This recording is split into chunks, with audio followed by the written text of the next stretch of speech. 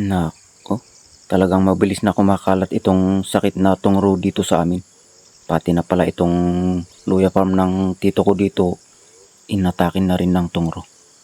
Virus po kasi itong tungro kaya mabilis na kumakalat.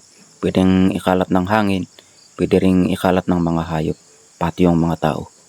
Kung mapapansin nyo, may mga dilaw-dilaw dyan. Mga inatake na po yan ng tungro. Medyo kinakabahan po ako dito kasi palapit na po itong sakit na tungro sa bahay. Andyan lang po kasi yung bahay kubo ko sa may maliit na bundok dyan, natakpan lang. Grabe. Pati yata itong luya farm ng isa pang kapitbahay ko dito, parang inatake na rin ng tungro.